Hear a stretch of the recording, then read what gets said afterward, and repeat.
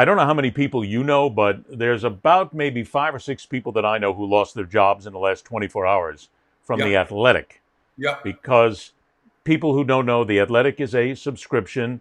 The New York Times owns it, and they're now going through layoffs, about 4, 5, 6% of who they have there. But what The Athletic was and what it has turned into is just a marvelous example of how screwed up things are in the sports media world these days, because this was supposed to be the greatest thing to ever hit sports media since the National. And I'll bet you remember the National. I It's mean, funny you say that. It's funny you say that. I was doing some show prep today. We do a thing on Tuesdays at 3:45 called "This Day in History." We don't do it every day because it gets boring, but I did it today. And 1991, today was the last issue the National was published. It was the last issue. It's funny you mentioned that. the But National was launched at the same time in 1990 as we were at the original Sports yep. News Network, and that was Frank DeFord's baby, and it was a brilliant publication. But for anybody who is not aware, here's a little primer on The Athletic to give you an idea of where we are and why we are today. According to the founders, The Athletic's ambition is to be the local sports page for every city in the country, and the goal of The Athletic was to produce more detailed, impactful articles rather than traditional match reports. The idea was simple: to move into a city, have writers obsess over the local teams across all sports, and convince those fans to pay $60 a year. Everyone they spoke to, including CEOs of media companies, said, "This is the dumbest idea ever." But try telling that to an entrepreneur. Having said that, it might have put them off, especially when neither of them had any experience running a journalism or media company. The Athletic initially projected careful and steady growth, launching their second and third local sites in Toronto and Cleveland 9 months and 14 months after launch. But in the summer of 2017, after mass layoffs at a number of US sporting establishments, those plans were thrown up in the air as a wide range of skilled workers were all of a sudden readily available. After raising in excess of $8 million of venture capital, they were able to seize on what they described as a one-of-a-kind moment in sports journalism. A key part of the success was offering inflated compensation to the best writers in the industry, a bit like what PSG did with its footballers. Mather is known for saying in the New York Times, "We will wait every local paper out and let them continuously bleed until we are the last ones standing. We will suck them dry of their best talent at every moment, and we will make business extremely difficult for them." Just another band of grifters, Pete. Alex Mather might have come in with some really great ideas and some really good intentions, but in the end, he and the people who ran The Athletic, they made their money. They sold out to the New York Times. Everybody in this business at that management level are millionaires right now, many times over. And these people keep shoveling money at them. Meantime, really great journalists and people who know local sports are now out of work again because of all the promises they were handled were complete and utter bullshit. And that's the thing that bothers me on all this, Pete. There's no dedication to it whatsoever. Make it, cough the cash, goodbye, you're fired. And while I love The Athletic, I'm not going to subscribe anymore, not after what they've done. And I'm going to probably drop my subscription to the New York Times as well, because I'm a news junkie. But they just don't give a shit about local coverage whatsoever and really good journalists, because you and I know they're going to hand it off to somebody who'll do it for $1.95 an hour.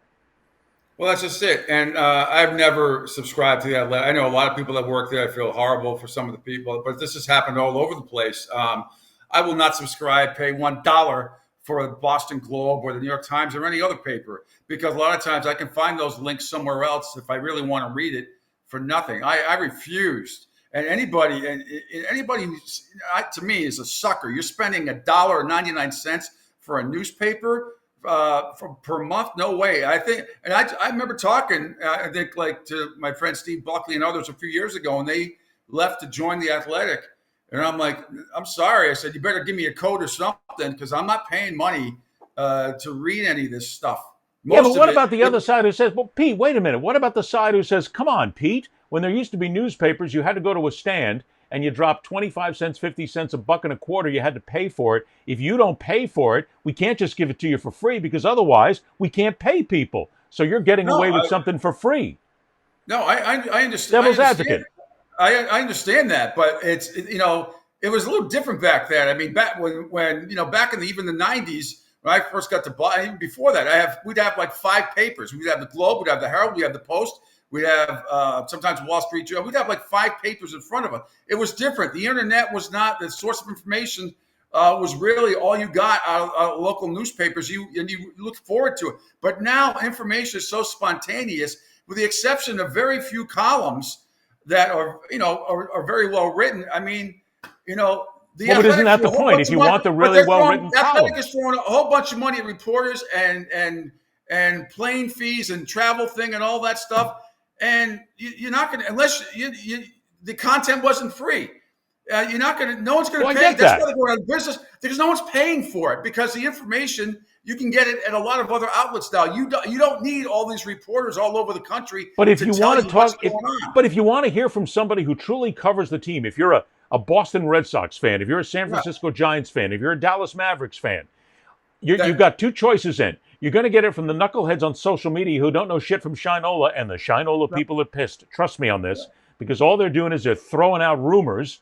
Or else you get the guy or the gal who's there, who is dedicated to it, who brings you the inside, who gives you the good talking points. You got to pay for that. I don't see a problem with that. You should have to pay for that. I mean, we don't have to do that. We're lucky enough to have a lot of access to some of the ESPN reporters who are at these events that we don't have to pay for. Plus, but not all of them are very good reporters. No, we only use certain ones. But between myself and Craig, we know a lot of people in this business. If I want something on the Red Sox or Yankees or the Cowboys or the Dodgers or whatever, I have sources. Craig has sources. We just go to the people that we know that cover the team on a daily basis. Yeah, but we work in the business, though, Pete. Athletic to do it for me. We work in the business, though. It's different for us because we can call the people that we've known for 10, 20, 30 years. Meantime, Joe and Jane Smith out there, they want to read about their team.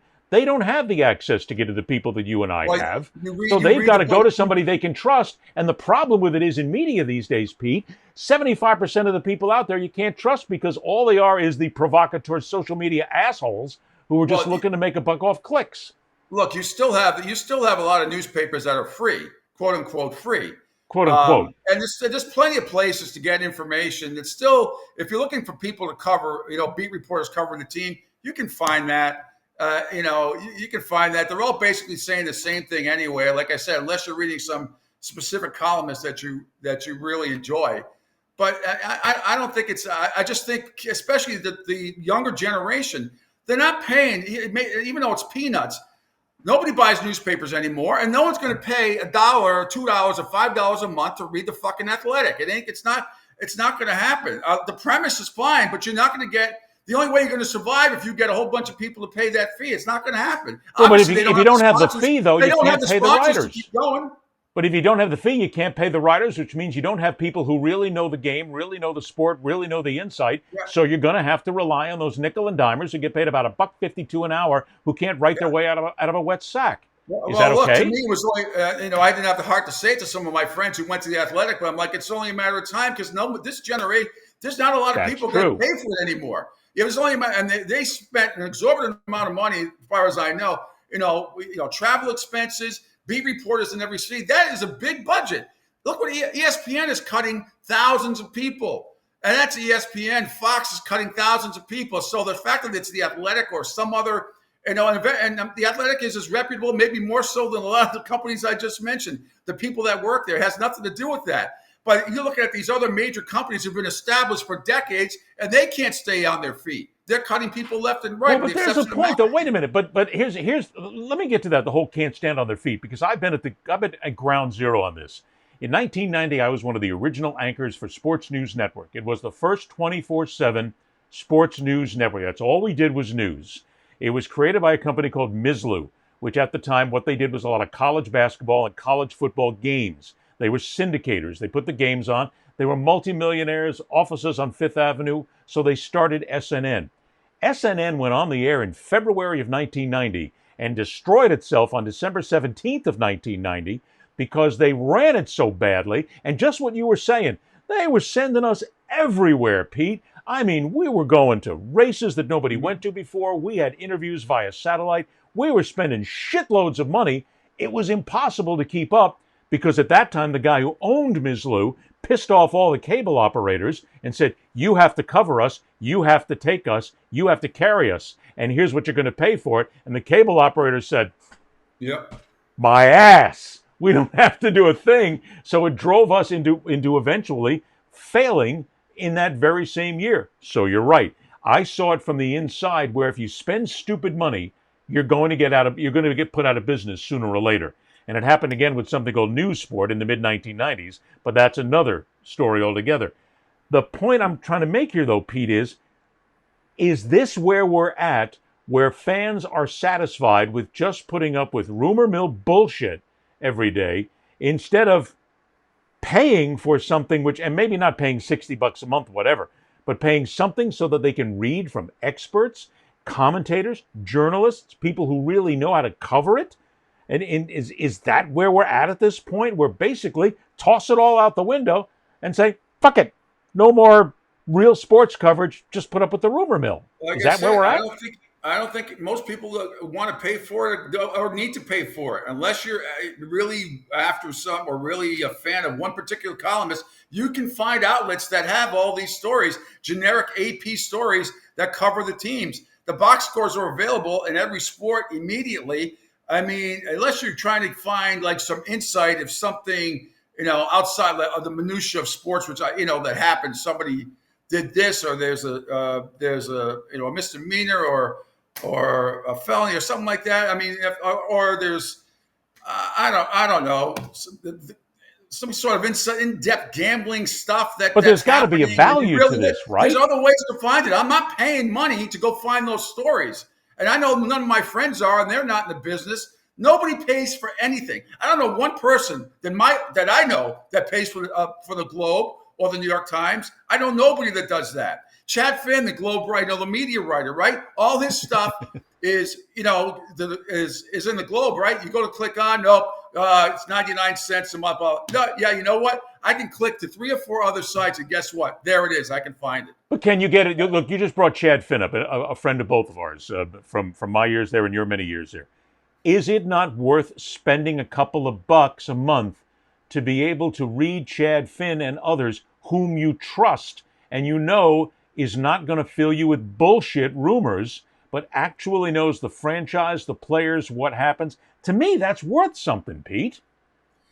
Look, well, Chad has certainly his share of enemies, too. I wasn't a fan of Chad in the beginning. But I'm just saying, a guy like Chad, if you love him, I'm not a fan of what a lot of things were happening at the Globe. Trust me. I personally like Chad. He wrote a nice article about me recently. It's very nice. But media writers in general are not always the most objective people either. They're accused of being in bed with certain teams or certain radio stations. Media writers are different from team writers, yes? You know what I go through? The best media person that I like is Barrett Sports Media. He's got a whole bunch of stuff 3 or 4 times a week. He's very well known, and it has the inside radio and TV stuff. If I want that kind of minutia, which I like to keep up in the business. But that's somebody you trust. Now, what happens if Barrett Sports Media tomorrow says, Pete, you can get the same information, but it's going to cost you $1 a day? What do you do? I'm not doing it. Okay. That's my point. I enjoy it. I don't enjoy it that much. I'm not doing it. I got other entertainment. Spending wise, what I'm going to spend my money on. I am not spending money on sports journalists. I'm not doing it. I just won't. One of the points here, though, that I'm trying to make is, and we're getting to that as well, is the guys who started The Athletic said, we're going to create local sports. We're going to have people who will just do it. This is where our money is. They got all that money in investment, and the last time I checked, the guys who started The Athletic are all multimillionaires. The New York Times Corporation is going to continue to make its money. But here we have really great writers who are being put out of work. Why?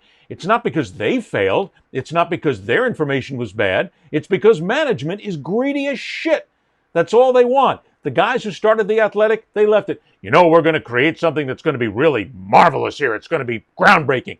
Bullshit. You were waiting until the stock split 40 or 50 times and you could make a shitload of money and walk away. That was the whole idea. These guys weren't even journalists, Pete. They just stuck in there as venture capitalists. The people who run The Athletic, I'd have to see the spreadsheets of where they are now. Obviously, Ed, you can run businesses They had like a plenty of money. jackass. We've seen it before if you get the sponsors. Now, obviously, Correct. they could not get the advertising revenue, and that's the main reason why they're done. They can't get the advertising revenue, and they can't get because they can't. People are not going to pay on the whole a dollar or a cent. Nobody's doing that anymore. It's not happening. Well, actually, if you can't counter that with an advertisement budget, which they should have. They should have had that all information and realized that. It's like running a restaurant. You open up a restaurant, 70% of them fail in the first 6 months. Why?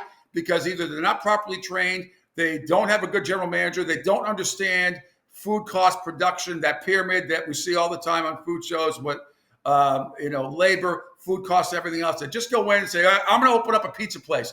And have no idea what they're doing, thinking they just put the ingredients Which is together, what they did here. These guys had no idea. Same thing. They should have known. They should have known 4 years ago, whenever they started. Look, we have this budget. We cannot exceed this budget right now at all. If that means we cover 4 teams, then we only cover 4 teams until you grow and until you see that your company is growing and you get more sponsors, and then you can start branching out a little bit. They just threw a whole bunch, and the National did the same thing. Now, great writers. Great stories, different time because papers were still relevant back then. But it would take you a week to go through a day. That was a daily paper. That was tough to go through.